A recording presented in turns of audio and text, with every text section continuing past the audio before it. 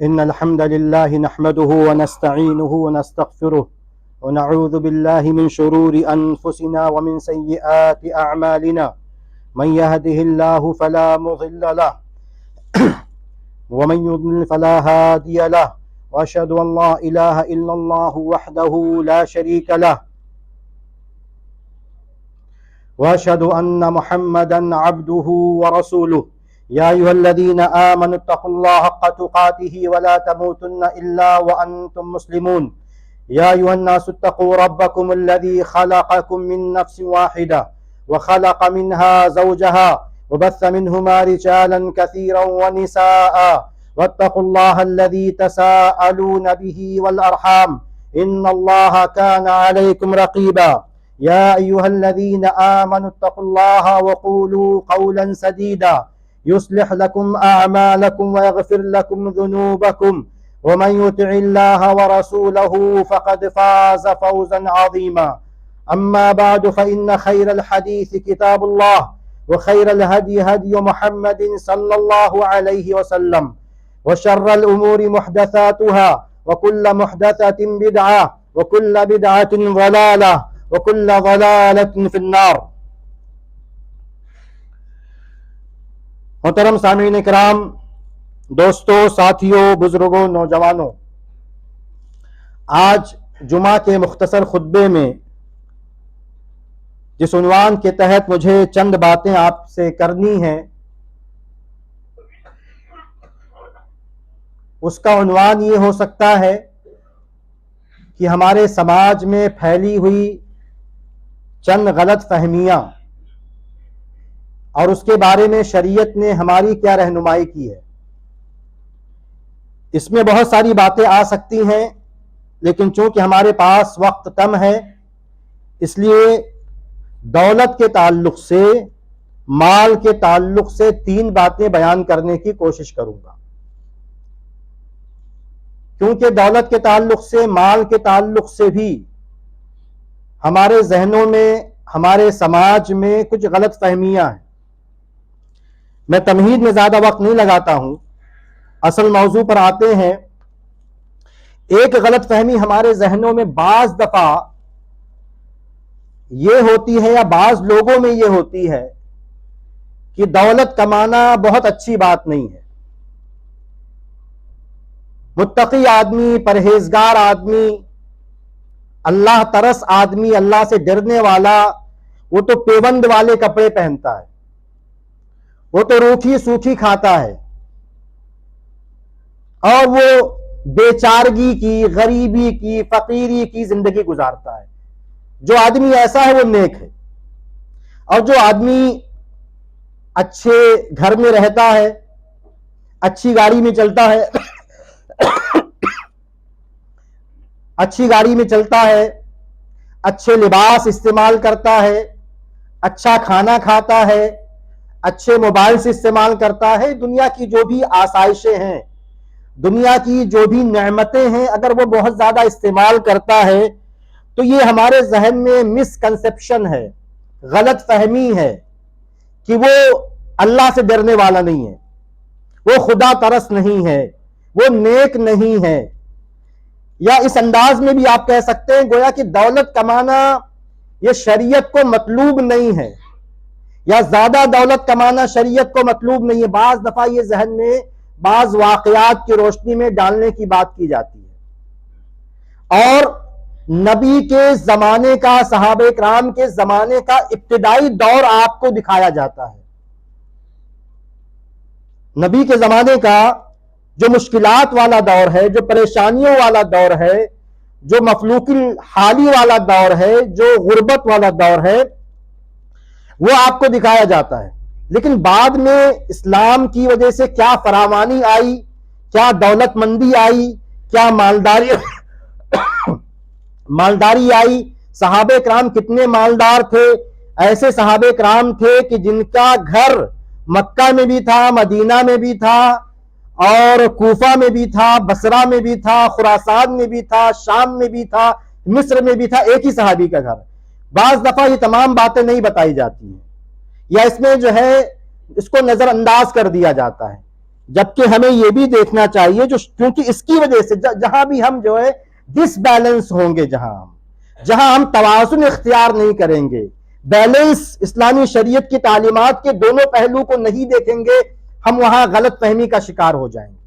یہ تمہیدی بات ہے جو میں آپ کو سمجھانا چاہتا ہوں، اور میرے کہنے کا مطلب خلاصے کے طور پر ایک جملہ میں کہتا ہوں لوگوں سے، تھوڑی سردی ہو گئی، میں خلاصے کے طور پر یہ بات یہ کہتا ہوں کہ دیکھیے میرا خلاصہ یہ ہے گفتگو کا، یہ جو پوائنٹ پہ گفتگو ہوگی کہ میں یہ نہیں کہتا کہ آپ پیسے کے غلام بن جائیں، آپ پیسے کے پجاری بن جائیں، آپ پیسے کی وجہ سے رشتوں کو پامال کریں، آخرت کو برباد کر دیں، یہ مقصد نہیں ہے، پیسے کے غلام نہ بنے، لیکن ایک جملہ کہتا ہوں کہ آپ پیسے کو، دولت کو، مالداری کو اپنی لونڈی بنا لیں، اپنی لونڈی بنا لیں، اور اپنے مقصد کے لیے، اپنے مفاد کے لیے، اپنے فائدے کے لیے استعمال کریں اسے، چاہے وہ دنیا کا فائدہ ہو، چاہے وہ آخرت کا فائدہ ہو۔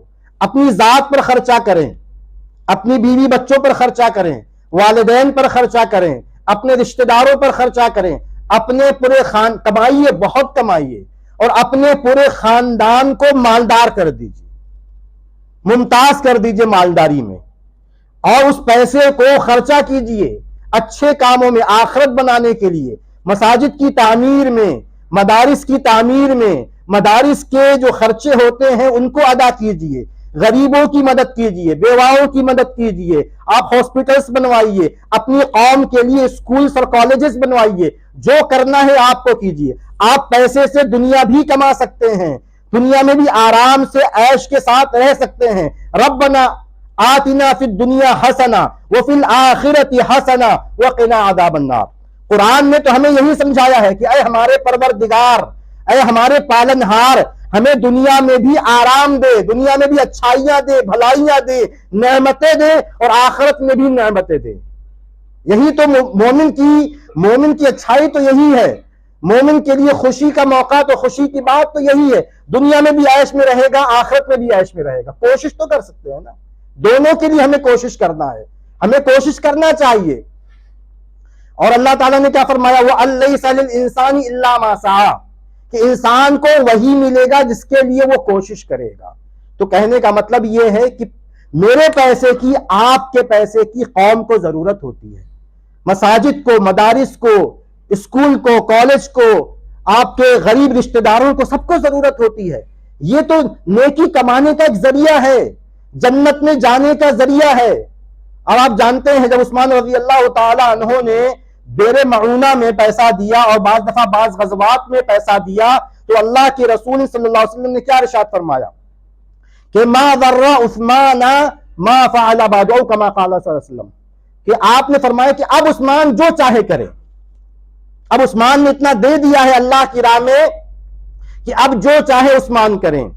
اس حد تک جو ہے اللہ کی راہ میں پر خرچ کرنے کی فضیلت ہے۔ تو پیسہ ہمیں اس لیے کمانا ہے، اڑانے کے لیے نہیں، غلط کاموں میں خرچ کرنے کے لیے نہیں، فضول خرچی کے لیے نہیں۔ میں حدیث آپ کے سامنے رکھتا ہوں، جو حدیث رکھنا میرا مقصد تھا۔ دیکھیں ایک حدیث ہے، معجم طبرانی کی صغیر، کبیر، اوسط، ان کی تینوں کتابوں میں ہے، اور حدیث صحیح ہے۔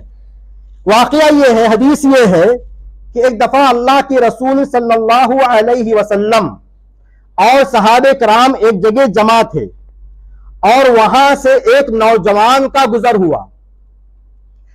تو صحابہ کرام نے اس نوجوان کو دیکھا، اس کی من جلدہ و نشاطہ، اس کی بھاگ دوڑ، اس کی سرگرمی دیکھی کہ یہ اپنے کسی دنیاوی کام کے لیے بڑی محنت کر رہا ہے، بڑی تیزی کے ساتھ جا رہا ہے کہیں۔ صحابہ کرام نے یہ دیکھا تو صحابہ کرام کا مزاج دینی مزاج تھا، دینداری کا مزاج تھا۔ انہوں نے کہا لو کان ھذا فی سبیل اللہ، کہ اس نوجوان کی یہ بھاگ دوڑ، اس نوجوان کی یہ تگ و دو، یہ اس کی محنت جو ہے اگر اللہ کی راہ میں ہوتی تو زیادہ اچھا تھا۔ صحابہ کرام نے یہ جملہ کہا۔ نبی نے کیا فرمایا؟ اب دیکھیے ہمارے کام کی بات۔ نبی نے کیا فرمایا کہ اگر اس کی بھاگ دوڑ، اس کی محنت اس لیے ہے تاکہ کما کے اپنے چھوٹے بچوں کو کھلائے، اس کی محنت آج کے زمانے کے اعتبار سے ہمارا کاروبار، ہماری نوکری، صبح نکلنا 7 بجے 8 بجے 9 بجے اور رات میں شام میں 5 بجے 6 بجے 10 بجے واپس آنا. نبی نے فرمایا کہ اگر اس لیے محنت کرتا ہے، اس لیے اس کی بھاگ دوڑ ہو رہی ہے تاکہ اپنے چھوٹے بچوں کو کما کر کھلائے، فَهُوَ فِي سَبِيلِ اللَّهِ، تو ایسا آدمی اس کی محنت اللہ کی راہ میں ہے. یہ دین اسلام کی خوبیوں میں سے ہے، اس کے محاسن میں سے ہے کہ جیسے آپ کو اس کو سمجھیے اور دماغ میں اتاریے اور خود محنت کیجئے، پیسہ کمانے میں بچوں کو لگائیے، پیسہ کمانے کی محنت میں جائز طریقے سے کمائیے، جائز طریقے سے خرچ کیجئے. کہ جیسے آپ کو نماز کا ثواب ملتا ہے، جیسے آپ کو روزہ رکھنے کا ثواب ملتا ہے، جیسے آپ کو حج کرنے کا ثواب ملتا ہے، جیسے آپ کو عمرہ کرنے کا ثواب ملتا ہے، جیسے قرآن کی تلاوت کا ثواب ملتا ہے، ویسے ہی کمانے کا ثواب ملتا ہے، ویسے ہی کمانے کا ثواب ملتا ہے. نبی کی حدیث بہت واضح ہے. نبی نے فرمایا، اور بھی آگے انشاءاللہ باتیں ہیں اسی حدیث میں، نبی نے فرمایا کہ اگر اس لیے یہ بھاگ دوڑ کرتا ہے، اس کی محنت اس لیے ہے تاکہ اپنے چھوٹے بچوں کو حلال روزی کھلائے، فَهُوَ فِي سَبِيلِ اللَّهِ، تو ایسا انسان، اس کی محنتیں، اس کی بھاگ دوڑ، اس کی کوششیں یہ اللہ تعالیٰ کی راہ میں ہیں. آگے فرمایا کہ اگر اس لیے نکلا ہے، اس لیے محنت کر رہا ہے تاکہ اپنے بوڑھے ماں باپ کو کما کر کھلائے، تاکہ اپنے بوڑھے ماں باپ پر خرچہ کرے، فَهُوَ فِي سَبِيلِ اللَّهِ، تو ایسے آدمی کی کوشش اللہ کے راستے میں ہے. دوسری بات آگے آپ نے فرمایا، اگر اس لیے محنت کر رہا ہے، اس کی بھاگ دوڑ اس لیے ہے، اس کی محنت صبح نکلنا شام میں آنا، جو کچھ ہم کاروبار میں نوکری میں کرتے ہیں، اگر اس لیے ہماری محنت ہے، یسعی علی نفسہ یعفھا، اپنے لیے محنت کرتا ہے. کس لیے؟ تاکہ اپنے نفس کو لوگوں کے سامنے ہاتھ پھیلانے سے بچائے، تاکہ کسی سے زندگی میں مانگنا نہ پڑے. جب بچے کی ایڈمیشن کا مسئلہ ہو، بیوی بیمار ہو جائے، اس کے آپریشن کا مسئلہ ہو، اپنی بیماری ہو، کسی گھر میں کسی کی بیماری ہو، تو کسی چیریٹیبل ٹرسٹ کے پاس نہ جانا پڑے، کسی امیر آدمی کے سامنے ہاتھ نہ پھیلانا پڑے، سماج سے، سوسائٹی سے نہ مانگنا پڑے، اپنے سگے بھائی سے بھی نہ مانگنا پڑے. اس لیے کماتا ہے یہ، اور اس کی بڑی اہمیت ہے. یہ ایک الگ موضوع ہے، اس میں بہت ساری باتیں کی جا سکتی ہیں کہ اسلامی شریعت، اسلام کی تعلیم یہ ہے کہ مانگنا سب سے بری بات ہے، کسی کے سامنے ہاتھ پھیلانا یہ بہت بری بات ہے. لیکن عجیب بات ہے، میں اس میں زیادہ تبصرہ نہیں کروں گا. آپ دیکھتے ہیں کہ کتنی گندی حرکتیں ہمارے سماج میں اس نام پر ہوتی ہیں. گلی گلی، نکڑ نکڑ، سگنل پر نقاب پوش عورتیں، نقاب پہنے ہوئی عورتیں، داڑھی رکھ کے، ٹوپی رکھ کے لوگ بھیک مانگ رہے ہیں. لوگوں نے ریکارڈڈ کیسٹیں لگا دی ہیں، ریکارڈڈ چیزیں لگا دی ہیں، کہیں نعت پڑھی جا رہی ہے، نعت کے نام پر مانگا جا رہا ہے، کہیں نبی اللہ تعالیٰ کی حمد پڑھی جا رہی ہے، کہیں قرآن کریم کی تلاوت لگا دی گئی، اس کو پیشہ بنا دیا گیا ہے. یہ شریعت میں نہایت ہی مذموم حرکت ہے، اور ہمیں ہر اعتبار سے اس کی مزاحمت کرنی چاہیے، اسے روکنا چاہیے. نبی نے ایک حدیث میں فرمایا کہ اوپر والا ہاتھ نیچے والے ہاتھ سے بہتر ہے. ایک حدیث میں نبی نے فرمایا کہ اگر کوئی انسان اپنی ایک تو ہوتا ہے ضرورت کے تحت مانگنا، کئی بائی چانس کسی کو ضرورت پڑ سکتی، مصیبت کسی پر آ سکتی ہے تو مانگنا جائز ہے بعض دفعہ. لیکن کوئی آدمی دولت جمع کرنے کے لیے مانگے تو نبی نے فرمایا قیامت میں آئے گا لیس فی وجہی او علی وجہی مزعۃ لحم، اس کے چہرے پر ایک گوشت کا لوتھڑا نہیں ہوگا، گوشت کا ایک ٹکڑا نہیں ہوگا. تو ہمیں اسے ڈسکریج کرنا ہے، اس کلچر کو جو سمجھا جاتا ہے کہ مسلمانوں کا کلچر بھیک مانگنے والا ہے. مسجدوں کے سامنے قطاریں لگی ہوئی ہیں، مزارات کے سامنے، اس سے قطع نظر مزارات کیسے ہیں، لیکن مزارات کے سامنے قطاریں لگی ہوئی ہیں، جہاں بھی کوئی نیکی کا یا دین کے نام پر کوئی کام ہوتا ہے وہاں بھیک مانگنے والوں کی قطاریں لگی ہوئی ہیں. تو یہ تو اسلامی کلچر نہیں ہے، شریعت نے ہمیں تعلیم نہیں دی ہے، شریعت نے خودداری سکھائی ہے. اور شریعت نے اس حدیث میں یہ کہا ہے کہ اگر انسان اس لیے بھاگ دوڑ کرتا ہے، کمائی کرتا ہے، کاروبار کرتا ہے، نوکری کرتا ہے، کچھ بھی کرتا ہے جائز طریقے سے تاکہ لوگوں کے سامنے ہاتھ نہ پھیلانا پڑے، فَهُوَ فِي سَبِيلِ اللَّهِ، تو ایسا انسان اللہ کے راستے میں گویا کہ ہے. کتنی بڑی نیکی کی بات ہے. تو ہمیں یہ سمجھنا غلط ہے کہ پیسہ کمانا غلط ہے. شریعت میں کہیں بھی پیسہ کمانا ناپسندیدہ نہیں ہے، اور زیادہ کمانا بھی ناپسندیدہ نہیں ہے. صحابہ کرام کی ایک بڑی تعداد جو آج کے زمانے کے اعتبار سے ارب پتی اور کھرب پتی تھی، سونے کے سکوں کے ڈھیر تھے صحابہ کرام کے پاس، بعد میں آئے، لیکن آئے تو اس کو ڈینائی نہیں کرنا اس صورتحال کو کہ ایسا نہیں تھا۔ جب مصیبت تھی، جب پریشانیاں تھیں، لیکن جب فراوانی آئی تو اس پیسے کا صحیح استعمال بھی صحابہ کرام نے کیا۔ آگے اس حدیث میں فرمایا وَإِن كَانَ خَرَجَ، لیکن اگر اس لیے کماتا ہے، اس کی بھاگ دوڑ اس لیے ہے رِيَاءً وَمُفَاخَرَةً، تاکہ اپنے پیسے کا دکھلاوا کرے، تاکہ شادی بیاہ میں اپنی شان و شوکت کا اظہار کرے، تاکہ غریبوں کو ستائے، تاکہ غریبوں کو تذلیل کرے، غریبوں کو ذلیل کرے، فخر کرنے کے لیے میرا اتنا بڑا بکرا آیا تھا، میں نے وہ، اگر میرے ساتھی میرا پڑوسی 4 بکرا لائے گا تو میں 8 لاؤں گا، اگر میرا پڑوسی، میرا خاندان کا کوئی بھی آدمی اگر شادی میں 10 لاکھ خرچہ کرے گا تو میں 50 لاکھ خرچہ کروں گا۔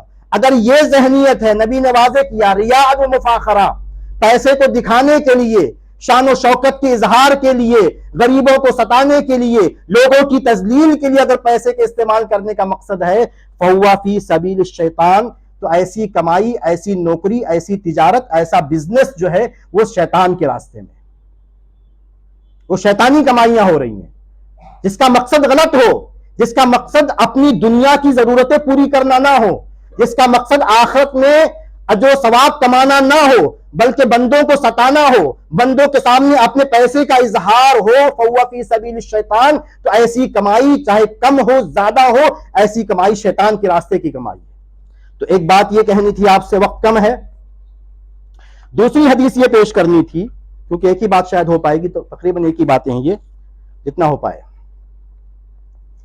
دوسری بات جو ملتی جلتی غلط فہمی ہے، جو اس کا حصہ ہے، بعض دفعہ والدین کے اور خاص طور سے والد کے ذہن میں یہ بات ہوتی ہے، بات ویسے ہی کی ہے کہ میں جیسے میں یو پی کا ہوں، میں تھوڑا سا بیک گراؤنڈ سمجھیں گے تو آپ بھی الگ الگ بیک گراؤنڈ سے ہوں گے، جیسے یو پی سے ہم جانتے ہیں سب لوگ، یو پی سے لوگ آئے، اپنے گاؤں سے آئے، حقیقت میں ان کے پاس جب ہمارے والد آئے، فلاں کے والد آئے، فلاں کے دادا آئے، تو ان کے پاس کچھ نہیں تھا زیادہ، ٹھیک ہے، انہوں نے کچھ بھی کاروبار کیا، تفصیلات میں نہیں جائیں گے، مثالیں بہت ساری ہیں، کس نے کیا کیا، لوگوں نے کاروبار کیا، بڑھ گئے، آگے پیسے والے ہو گئے، ٹھیک ہے۔ اب لیکن کبھی کبھی بعض والد کے ذہن میں یہ بات ہوتی ہے اور یہ کہہ بھی دیتا ہے، میں کیسے آیا تھا، میں جب آیا تھا یو پی سے اپنے گاؤں سے تو میرے پاس تو مشکل سے 1000 روپے ہی تھے، 500 روپے ہی تھے، میں تو 200 روپے لے کے آیا تھا، اب تم دوبارہ زیرو سے کاروبار شروع کرو۔ جیسے میں نے، کہنے کا مطلب یہ غلط فہمی کہ جیسے میں نے کاروبار شروع کیا تھا زیرو سے، اب میرے بچے بھی زیرو سے شروع کریں، تو یہ غلط فہمی بھی ہے، اور بزنس جو ہے پوائنٹ آف ویو سے غلط بھی ہے، یہ بیوقوفی بھی ہے، کیونکہ بزنس یہ ہوتا ہے، بزنس جسے کہتے ہیں کہ اگر میں سے اشارہ کرو، آپ لوگ مجھ سے زیادہ جانتے ہیں، مقصد اس سے بھی اشارہ کرنا ہے کہ بزنس یہ ہوتا ہے کہ اگر میں نے اپنے کسی کام کو، اگر میں 1 کروڑ پہ لے گیا ہوں تو ایسا ماحول کریٹ کرنا ہے، ایسا ماحول بنانا ہے، سسٹم میرے بزنس کا ایسا ہونا چاہیے کہ میرا بچہ اس کو کم سے کم 10 کروڑ کا 20 کروڑ کا بزنس لے جائے، جب میرے پوتے آئیں تو اس کو جو ہے اور 100-200 کروڑ کا بزنس اس کو لے جائیں۔ یہ بزنس کی پالیسی سسٹم ہوتا ہے، یہ ہوتا ہے چالاکی جو شریعت کو مطلوب ہے کہ آپ کو ایسا کرنا ہے۔ میں صرف اشارہ ہی کرنا چاہتا ہوں حدیث کی روشنی میں، جو حدیث میں آپ کے سامنے رکھوں گا، یہ غلط فہمی کہ نہیں بچوں کو مالدار چھوڑ کے جانا غلط ہے، یا بچوں کو ویل سیٹلڈ نہیں کرنا چاہیے، میری ذمہ داری نہیں ہے، بچے پڑھیں نہیں پڑھیں میری ذمہ داری نہیں، کوئی کاروبار میں لگا بچہ کی نہیں لگا، کسی اچھی نوکری پر میں نے اپنے بچے کو لگایا کہ نہیں لگایا، مجھ سے مطلب نہیں ہے۔ تو یہ غلط فہمی ہے، یہ غلط ذہنیت ہے۔ شریعت نے ہمیں تعلیم یہ دی ہے، حدیث پیش کروں گا، شریعت نے تعلیم یہ دی ہے کہ اگر میرے بس میں جو ہے، جو میرے بس میں نہیں میں نہیں کر سکتا، لیکن جو میرے بس میں ہے اپنے بچوں کو مالدار چھوڑ جاؤں گا۔ ایک حدیث پیش کرتا ہوں کیونکہ وقت کم ہے۔ ایک صحیح بخاری کی حدیث ہے، اور بھی کتابوں میں مشہور واقعہ ہے کہ سعد بن ابی وقاص رضی اللہ تعالی عنہ صلح حدیبیہ فتح مکہ کے موقع پر 8 ہجری میں فتح مکہ کے موقع پر مدینہ سے مکہ آئے، ویسے تو مہاجر تھے، مکہ والے تھے، لیکن جب 8 ہجری میں نبی کے ساتھ جو ہے وہ مدینہ سے مکہ آئے تو بیمار پڑ گئے، اور ایسا لگنے لگا کہ شاید اس بیماری میں ان کی وفات ہو جائے گی، تو اللہ کے رسول صلی اللہ علیہ وسلم ان کی مزاج پرسی کے لیے ان کی عیادت کے لیے آئے. اب وہاں جو باتیں ہوئیں انہوں نے یہ کہا, تفصیلات چھوڑتے ہیں, انہوں نے یہ کہا کہ اللہ کے رسول صلی اللہ علیہ وسلم میں مالدار ہوں, میرے پاس پیسہ بہت ہے, انا ذو مال, میں مال والا ہوں اور میری وارث ایک ہی لڑکی ہے, میرے پاس دولت بہت ہے اور میری وارث ایک لڑکی ہے, کیا میں اپنا پورا مال اللہ کی راہ میں دے دوں؟ صحابی نے نیک نیتی سے ثواب کمانے کے لیے نبی سے مشورہ کیا کہ کیا میرے پاس ایک ہی لڑکی ہے, اب پیسہ بہت ہے, دولت میرے پاس بہت ہے, کیا میں اپنا پورا مال میں اللہ کی راہ میں دے دوں؟ نبی نے کہا کہ نہیں. کہا کہ آدھا مال دے دیتا ہوں اللہ کی راہ میں, نبی نے کہا کہ نہیں. کہا کہ 1/3 دے دیتا ہوں, 1/3 دے دیتا ہوں اللہ کی راہ میں. اب یہاں رکتا ہوں, ایک سنن ترمذی کی حدیث ہے, اس میں ہے صحیح حدیث, صحابی کہتے ہیں کہ نبی نے پہلے 10ویں حصے سے شروع کیا تھا, 10واں حصہ دے دو. کرتے کرتے کرتے ہم دونوں جو ہے بات کرتے کرتے ایک طرح سے بارگیننگ کہیے, ڈسکس کہیے, کرتے کرتے اس پر راضی ہوئے. نبی نے کہا ٹھیک ہے 1/3 دے دو, وَالثُّلُثُ کثیر, لیکن اللہ تعالیٰ کے راہ میں تم 1/3 دے رہے ہو, یہ بھی زیادہ ہے, اتنا بھی نہیں دینا چاہیے اللہ کی راہ میں. کس کے لیے چھوڑ کے جانا ہے؟ کس کے لیے؟ ایک بیٹی کے لیے. شریعت کی تعلیم, ایک بیٹی کے لیے, اور سامنے کون سی آپشن کیا تھا؟ اللہ کی راہ میں دینا, ثواب کمانا, جنت کمانا. لیکن نبی منع کر رہے ہیں کہ نہیں, آدھا بھی پورا بھی مت دو, آدھا بھی مت دو, 1/3 بھی مت دو. اس لیے ابن عباس کہتے ہیں اگر کسی کو وصیت کرنی ہے تو 1/4 کی کرے, 1/4 کی کرے, 1/3 کی بھی نہ کرے. اب آگے دیکھیے اسی حدیث میں کیا فرمایا. ایک تو یہ بات ہوگی پریکٹیکل, عملی طور پر یہ کہا کہ ایسا کرو. آگے ایک اصول دیا, قاعدہ دیا. نبی نے فرمایا کہ انک انت ذرا, ترجمہ کرتا ہوں, نبی نے کہا کہ تم اپنے ورثہ کو, تم اپنے بچوں کو, اپنے ورثہ کو مالدار چھوڑ جاؤ. یہ بہتر ہے اس بات سے کہ تم اپنے بچوں کو غریب چھوڑ جاؤ, لوگوں کے سامنے ہاتھ پھیلائیں. تو نبی نے تعلیم کیا دی ہمیں کہ بچوں کو مالدار چھوڑ کے جانا ہے, بچوں کو ویل سیٹل چھوڑ کے جانا ہے, اچھی نوکری پہ لگا کے جانا ہے, اچھی تعلیم دینی دنیاوی دے کر جانا ہے, اچھا اگر بزنس ہے تو اچھا بزنس سیٹ اپ کر کے جانا ہے. بعض لوگ یہ کہتے ہیں, ایک شیطان ایک چیز لاتا ہے ذہن میں, ٹھیک ہے, ایک ہے طبیعی ہے, فطری نیچرل آ جاتی ہے, نہیں پیسہ بہت زیادہ کما لیں گے تو بچے بگڑ جائیں گے. دیکھو فلاں کا بچہ ایک دم جو ہوتا ہے بمبئی میں کہیں کہیں, بیئر بار میں جائے گا, پب میں جائے گا, یہ کرے گا, وہ کرے گا, ایسا کرے گا, ویسا کرے گا, اور مثالیں ہیں, یہ بات کہی جاتی ہے. تو اس لیے جو ہے کہ شیطان ان کے دل میں ڈالتا کہ زیادہ مت کماؤ, زیادہ کمائیں گے پیسہ رہے گا تو بچے بگڑ جائیں گے. ارے نہیں بھائی, ایسا نہیں ہے, یہ شیطانی وسوسہ ہے. جیسے آپ کو میں یہ کہتا ہوں کہ آپ پیسہ کمائیں, ویسے میں یہ بھی کہتا ہوں کہ دینی تربیت کا انتظام کریں. آپ جھوٹ نہیں بولیں گے, بچہ جھوٹ نہیں بولے گا. آپ بزنس میں مکاری عیاری نہیں کریں گے, بے ایمانی نہیں کریں گے, بچہ نہیں کرے گا. آپ نماز پڑھیں گے, بچہ انشاءاللہ نماز پڑھے گا. تو پریکٹیکل تربیت بھی دیجئے اور اس کو جو ہے دینی تربیت تھیوریٹیکل بھی دیجئے. کہیں اس کو لگائیے, مسجد میں, مدرسے میں, مکتب میں, کہیں بھی لگائیے. جیسے آپ دنیاوی تعلیم کا انتظام کرتے ہیں ویسے ہی زیادہ پیسہ دے کر اچھی دینی تربیت کا بھی انتظام کیجئے. اس سے آپ کو کون روکتا ہے؟ اور بگڑنے کی بات ایسا ہے کہ نون کا بیٹا بگڑ سکتا ہے. بگڑنے کا مسئلہ ایسا ہے کہ کیا غریبوں کے بچے نہیں بگڑتے؟ کیا غریب بستیوں میں ڈرگس نہیں لیے جاتے ہیں؟ یا غریب بستیوں میں جو ہے دوسری برائیاں نہیں ہیں؟ کوئی کمپیریزن نہیں ہے. لیکن اصل چیز ہوتی ہے کہ تربیت. تو میں آپ سے یہ کہتا ہوں کہ شیطانی وسوسہ نکالیے کہ اگر زیادہ پیسہ ہوگا تو بچے بگڑ جائیں گے. کیونکہ پیسے کی مجھے ضرورت ہے, آپ کو ضرورت ہے, قوم کو ضرورت ہے, اور سب سے اہم بات قوم کو ضرورت ہے. اگر میں پیسہ نہیں دوں گا, چندہ نہیں دوں گا, آپ چندہ نہیں دیں گے تو مدارس کیسے چلیں گے؟ مساجد کیسے بنیں گی؟ غریبوں کی مدد کیسے ہوگی؟ یتیموں کی مدد کیسے ہوگی؟ چیریٹیبل ہاسپٹل کیسے چل سکتے ہیں؟ ہم اسکول کالج کیسے بنا سکتے ہیں؟ اور دنیا کے جتنے بھی کام ہیں ہم عزت کے ساتھ کیسے کر سکتے ہیں اگر پیسہ نہیں کمائیں گے تو یہ ذہن سے نکال دیجئے کہ پیسہ کمانا غلط ہے. یہ ذہن سے نکال دیجئے کہ بچوں کو مالدار چھوڑ کے جانا غلط ہے. یہ بات ذہن سے نکال دیجئے. ٹائم ہو گیا, اسی پر اپنی بات کو ختم کرتا ہوں. اللہ تعالیٰ سے دعا ہے کہ اللہ تعالیٰ ہمیں کہنے سننے سے زیادہ عمل کرنے کی توفیق عطا فرمائے. اقول قولی ھذا واستغفر اللہ لی ولکم ولسائر المؤمنین فاستغفروہ انہ هو الغفور الرحیم.